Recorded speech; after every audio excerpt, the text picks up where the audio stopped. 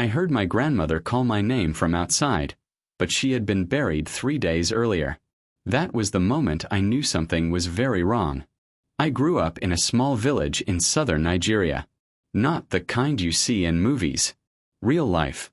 Mud houses, zinc roofs, quiet nights, and people who mind their business. At night it gets very dark. No street lights. Just the moon if you're lucky. My grandmother raised me. Everyone called her Mama Saad. She was strong, quiet, and very respected. People came to her for herbs, advice, and sometimes things they didn't talk about openly. She used to tell me one thing over and over again. If you hear your name at night, and you are sure the person is not inside the house, do not answer. I always thought it was just one of those old warnings to scare children. Then she died. It was sudden. She was fine in the morning. By evening she was gone. The whole village came out for her burial. It was a big one. Drums, crying, prayers. Everything was done properly. Or at least that's what we thought. 3 nights after we buried her, I was sleeping in her room. I didn't want to stay alone in mine. The house felt empty without her. Around midnight, I woke up. I don't know why.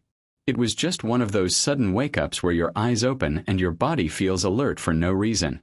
At first, I thought I heard something moving outside, like soft footsteps on dry leaves.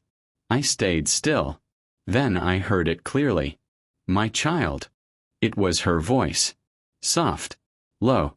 Just like she used to call me when she didn't want to wake others. My heart started beating fast. I sat up slowly on the bed. Mama. I whispered. Silence. Then again from outside the window this time. My child, come outside. My skin went cold. The window was slightly open, and the curtain was moving a little. I could hear the night insects, but everything else felt too quiet. I stood up without thinking. I moved toward the window. And then I remembered what she used to say. If you hear your name at night, do not answer. I froze. The voice came again, a little sharper this time. Why are you not answering me?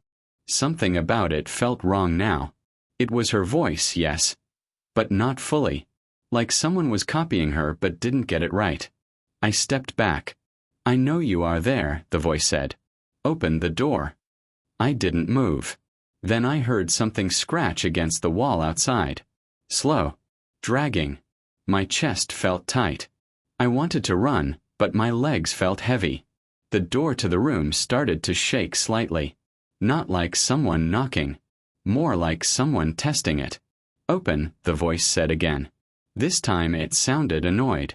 I forced myself to speak, but my voice was shaking. You are not my grandmother. Everything stopped. No sound.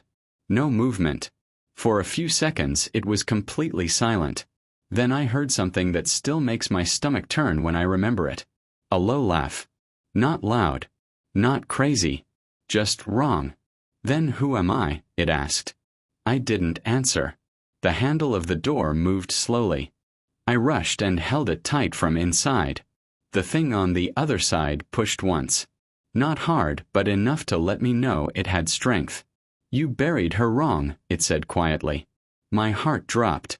What do you mean? I asked before I could stop myself.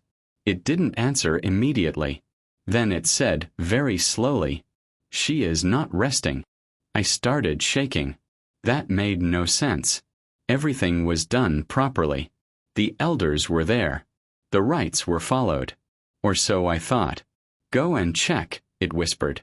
If you are brave. Then the pressure on the door stopped. The footsteps moved away.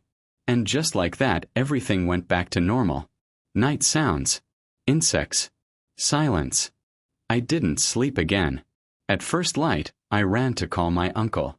I told him everything. He didn't laugh. That was what scared me the most. He just listened quietly. Then he called 2 of the elders. By afternoon, a small group of men went to the burial site. I followed even though they told me not to. The grave looked normal at first. But one of the elders noticed something. The soil had sunk slightly more than it should have in just 3 days. They looked at each other. No one spoke for a while. Then they decided to open it. I wish they didn't. When they removed the top layer of soil, everything seemed fine. Until they reached the coffin. It was not sealed properly. One side of the lid was slightly open. My uncle swore under his breath. They opened it fully. I will never forget what I saw. My grandmother's body was not lying straight. It had turned. Not fully, but enough that her face was angled toward the opening. And her mouth. It was open. Wider than how we left it. One of the men stepped back quickly. Another started praying. The elder in charge just shook his head slowly. "This is not right," he said. They closed the coffin immediately. Then they did something I had never seen before. They brought palm oil, salt, and some leaves. They said words I didn't understand. They sealed the coffin again, properly this time, and covered it. Before we left, the elder turned to me. "Did it call your name?" he asked. I nodded. He looked at me for a long time. "You must never answer such a call again," he said. Not even once. That night, I didn't sleep in the house. I stayed with my uncle. Nothing happened. The next night, nothing. But on the third night after the reburial, I woke up again. Same time. Same feeling. I held my breath. Then I heard it. Very faint. Far away this time. My child. I didn't move. I didn't speak. I didn't even blink. The voice came again, weaker. Then it faded. I never heard it again after that. But something changed in me. Before that night, I didn't really believe in those warnings. I thought they were just stories. Now I know better. Some things don't come to you as monsters. They come in voices you trust. And if you answer, they don't leave. Tell me in the comments if you enjoyed this story. Hit that like button and subscribe for more interesting stories on folktales and epic.